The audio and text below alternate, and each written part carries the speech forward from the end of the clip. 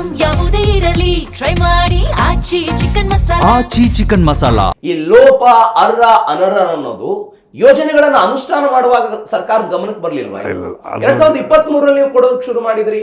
ಅವತ್ತೇ ಒಂದು ಮಾನದಂಡವನ್ನ ಇಟ್ಕೊಂಡು ಇಂಥವ್ರಿಗೆ ಮಾತ್ರ ಗ್ಯಾರಂಟಿಗಳನ್ನು ಕೊಡ್ತೀವಿ ಅನ್ನುವಂತ ಮಾತು. ಅದರಲ್ಲಿ ಸ್ವಲ್ಪ ಇಲ್ಲ ಅಂತ ನಾನು ಹೇಳಲ್ಲ. ಯಾವುದೇ ಒಂದು ಹೊಸ ಕಾರ್ಯಕ್ರಮ ತಂದಾಗ ಸಣ್ಣ ಪುಟ್ಟ ನ್ಯೂನತೆ ಬರ್ತವೆ. ಅದು ಯಶಸ್ವಿಯಾಗಿ ಆಗಿದೆಯಲ್ಲ ಅದ್ರ ಬಗ್ಗೆ ನಾವು ಮಾತಾಡಬೇಕು.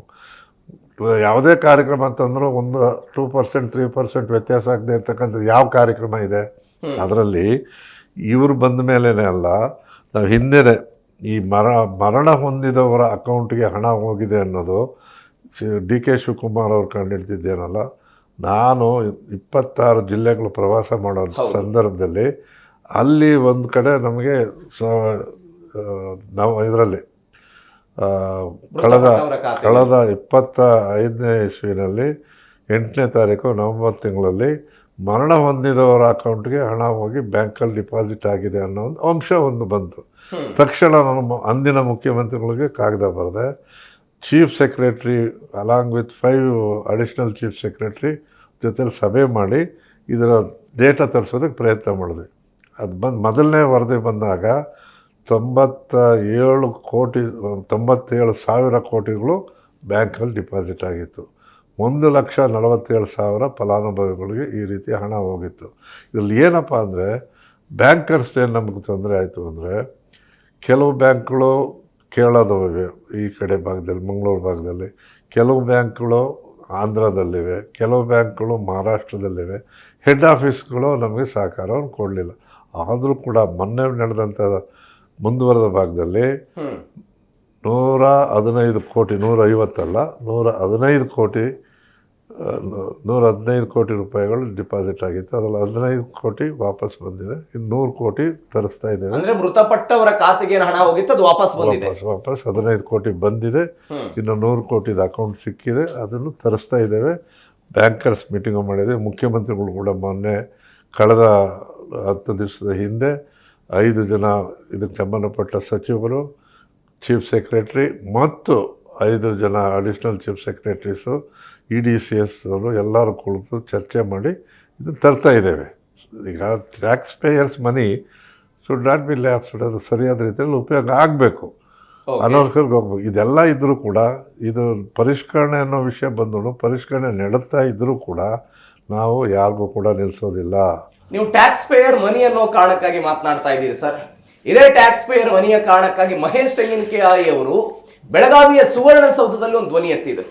2 ತಿಂಗಳ ಗೃಹಲಕ್ಷ್ಮಿ ಹಣ ಜಮೆ ಆಗಿಲ್ಲ, ಅದರಿಂದ 5,000 ಕೋಟಿ ರೂಪಾಯಿ ಹಾಗೆ ಉಳಿದ್ಬಿಟ್ಟಿದೆ ಅಂತ. 2 ತಿಂಗಳ ಹಣವನ್ನು ಕೊಟ್ಟರ ಸರ್ಕಾರದವರು? ಒಂದು ನಿಮಿಷ, ದುರುಪಯೋಗ ಅನ್ನೋ ಪದಕ್ಕೂ ಹಣ ಬಿಡುಗಡೆ ಆಗಿಲ್ಲದೆ ಇದ್ರೂ ಅಕೌಂಟಲ್ಲಿ ಉಳಿದಿದ್ರೆ ದುರುಪಯೋಗ ಎಲ್ಲಿ ಬರುತ್ತೆ? ಕೊನೆ ತಿಂಗಳಲ್ಲಿ ಏನು ನಮ್ಮ ಇಯರ್ ಎಂಡ್ ವಾರ್ಷಿಕ ಕೊನೆ ತಿಂಗಳಲ್ಲಿ ಫೆಬ್ರವರಿ ಮತ್ತು ಮಾರ್ಚ್ ತಿಂಗಳ ಹಣ ಬಿಡುಗಡೆನೇ ಆಗಿಲ್ಲ ಸರ್ಕಾರದಿಂದ. ಟ್ರೆಜರಿಯಿಂದ ದುಡ್ಡೇ ಬಂದಿಲ್ಲ. ದುರುಪಯೋಗ ಎಲ್ಲಾಗುತ್ತೆ? ಅದೇ ಬಿಡುಗಡೆ ಆಗದೆ ಇರೋದ್ರ ಬಗ್ಗೆ ಆಕ್ಷೇಪ. ಇಲ್ಲ ಅದ್ರ ಬಂದಿಲ್ಲ. ದುರುಪಯೋಗ ಅಲ್ಲ ಅವ್ರು ಹೇಳೋದು. ಇದು ಬಿಡುಗಡೆ ಆಗಿಲ್ಲ ಅಂತ ಹೇಳ್ತಿಲ್ಲ, ಅದು ದುರುಪಯೋಗನೇ ಆಗ್ಬಿಟ್ಟಿದೆ. ಅದನ್ನು 5,000 ಕೋಟಿ ತಿಂದೇ ಬಿಟ್ಟಿದ್ದಾರೆ ಅಂತ ತಾನೇ ಪ್ರಚಾರ ಮಾಡೋದು ಅವರು. ಅದು ತಿಂದೋದು ಎಲ್ಲಿ ಬರುತ್ತೆ? ಬಿಡುಗಡೆನೇ ಆಗದೆ ಇದ್ದರೆ ಬಿಡುಗಡೆ ಆಗಬೇಕು, ಕೊಡಬೇಕು, ಅದು ಬೇರೆ. ಜನಗಳಿಗೆ ಮಧ್ಯವರ್ತಿಗಳ ಮೂಲಕನೂ ಏನು ಬರಲ್ಲ, ಅದು ನೇರವಾಗಿ ಹೋಗುವಂಥ ಹಣ ಸರ್ಕಾರದ ಟ್ರೆಜರಿಲೇ ಇರೋವಾಗ ದುರುಪಯೋಗ ಹೆಂಗಾಯಿತು? ಅಂದರೆ ಫೆಬ್ರವರಿ ಮತ್ತು ಮಾರ್ಚ್ ತಿಂಗಳ ಹಣ ಜಮೆ ಆಗಿಲ್ಲ, ಏಪ್ರಿಲ್ ಮತ್ತು ಮೇ ತಿಂಗಳದ ಹಣ ಬರುತ್ತೆ, ಎಲ್ಲ ಬಂದಿದೆ. ಇಲ್ಲಿವರೆಗೂ 30 ಕಂತುಗಳು ಇವತ್ತುವರೆಗೂ ಹೋಗಿ 60,000 ಕೋಟಿ ಗೃಹಲಕ್ಷ್ಮಿನಲ್ಲಿ ಇವತ್ತು ಸಂದಾಯ ಆಗಿರೋದಕ್ಕಂಥದ್ದು ಎಲ್ರಿಗೂ ಗೊತ್ತಿದೆ. ಒಬ್ಬರಿಗೆ 60,000 ಹಾಗಂದರೆ ಎಷ್ಟಾಯಿತು ಲೆಕ್ಕ?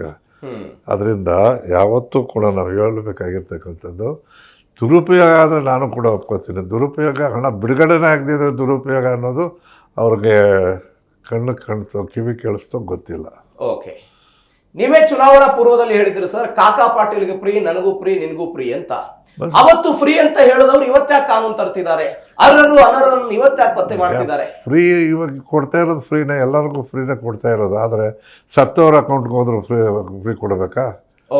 ಸತ್ತವ್ರ ಅಕೌಂಟ್ಗೂ ಫ್ರೀ ಕೊಡಬೇಕಾ? ಕಾಕಾ ಸಾಹೇಬ್ರಿಗೂ ಫ್ರೀನೇ, ಮಾದೇವಪ್ಪನಿಗೂ ಫ್ರೀನೇ, ನನಗೂ ಫ್ರೀನೇ ಅಂತ ಹೇಳಿದ್ದು ನಿಜ. ನಾವೇನಿಲ್ಲ ಅಂತ ಹೇಳಲ್ವಲ್ಲ. ಆದರೆ ಇವತ್ತು ಏನು ನಿಲ್ಲಿಸಿಲ್ವಲ್ಲ. ಆದರೆ ಸತ್ತವ್ರಿಗೆ ಕೊಡೋದಾಗಲಿ ಮತ್ತು ಒಂದೇ ಎರಡು ಅಕೌಂಟ್ ಮಾಡಿರೋರಾಗಲಿ ಮತ್ತು ಈ ಥರ ಸಣ್ಣ ಪುಟ್ಟ ವ್ಯತ್ಯಾಸ ಇರೋದನ್ನು ಸರಿಪಡಿಸ್ತಕ್ಕಂಥದ್ದು, ನೂರಾರು ಕೋಟಿ ಹಣ ಮಿಸ್ಯೂಸ್ ಆಗುತ್ತೆ ಅನ್ನೋದಾದರೆ ಬ್ಯಾಂಕಲ್ಲಿರೋಣ ವಾಪಸ್ ತರಿಸೋದು ಸರಿ ಇಲ್ವೇ? ಸರಿ. ಮತ್ತು ಅದನ್ನು ದುರುಪಯೋಗ ಹೇಗೆ ಹೇಳ್ತಾರೆ? ದುರುಪಯೋಗ ಪದ ಬರೋದೇ ಇಲ್ಲ. ಇದು ಕೇವಲ ಪರಿಷ್ಕರಣೆ ಮಾತ್ರ.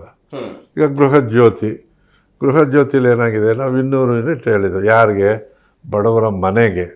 ಆದರೆ ಇವರು ಅದನ್ನು ಕಮರ್ಷಿಯಲ್ಗೆ ಉಪಯೋಗಿಸೋದು, ಅಂಗಡಿಗೆ ಉಪಯೋಗಿಸೋದು, ಮೋಟ್ರಿಗೆ ಉಪಯೋಗಿಸೋದು, 2 ಮೀಟ್ರ್ 3 ಮೀಟ್ರ್ ಹಾಕ್ಕೊಳ್ಳೋದು.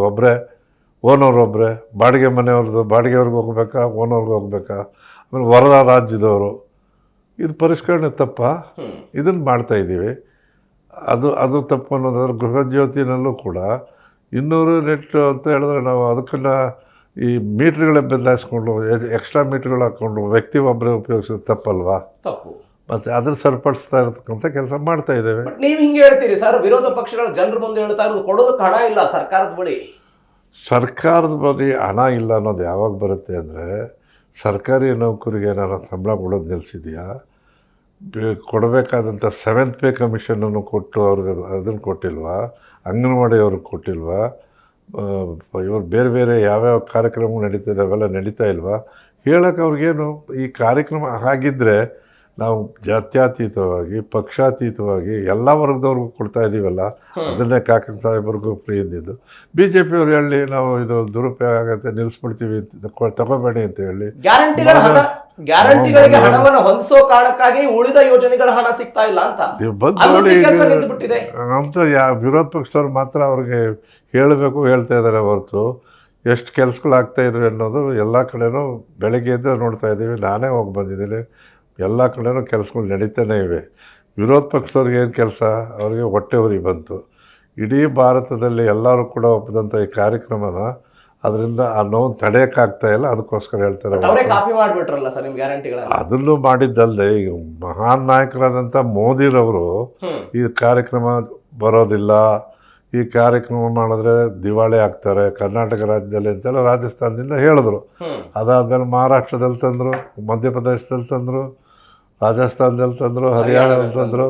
ಕೊನೆಗೆ ಯಾವ ಕೆಟ್ಟ ಪರಿಸ್ಥಿತಿಗೆ ಹೋದ್ರು ಅಂದರೆ, ನೀತಿ ಸಂಹಿತೆ ಇದ್ದರೂ ಬಿಹಾರಲ್ಲಿ ಕೊನೆ 10 ದಿವಸದಲ್ಲಿ 10,000 ರೂಪಾಯಿ ಕೊಟ್ಟು ಸರ್ಕಾರ ತಂದವರು ನಾನು ಆಗಲೇ ಹೇಳಿದಾಗೆ ನಮ್ಮ ಕಾಂಗ್ರೆಸ್ ಪಕ್ಷ ಯಾವತ್ತು ಅಧಿಕಾರದಲ್ಲಿರುತ್ತೋ ಸಾಮಾಜಿಕ ನ್ಯಾಯ ಮತ್ತು ಜನರಿಗೆ ಸ್ಪಂದಿಸುವಂಥ ಕಾರ್ಯಕ್ರಮಗಳನ್ನು ಮೊದಲಿಂದನೂ ಮಾಡ್ಕೊಂಡ್ಬಂದಿದ್ದೀವಿ. ಅವ್ರಿಗೇನು ನಾವು ಜನರ ಬದುಕಿನೊಂದಿಗೆ ಕೆಲಸ ಮಾಡ್ತೇವೆ, ಅವ್ರ ಭಾವನೆಗಳ ಜೊತೆಲಿ ಕೆಲಸ ಮಾಡ್ತಾರೆ. ಭಾವನೆಗಳು ಅಷ್ಟೇ. ಹಿಂದೂ ಮುಸ್ಲಿಂ ಪಾಕಿಸ್ತಾನ ಬಾಂಗ್ಲಾದೇಶ ಹೇಳಿದ್ರೆ ನಿದ್ದೆ ಬರಲ್ಲ, ಅದು ಬಿಟ್ಟರೆ ಬೇರೆ ಪದ ಇಲ್ಲ. ಅದನ್ನು ನಾವು ಇನ್ನೇನು ಹೇಳೋಕ್ಕಾಗುತ್ತೆ? ಅವ್ರು ಅದನ್ನೇ ಹೇಳ್ತಾ ಇಲ್ಲಿ ಭಜನೆ ಮಾಡಲಿ,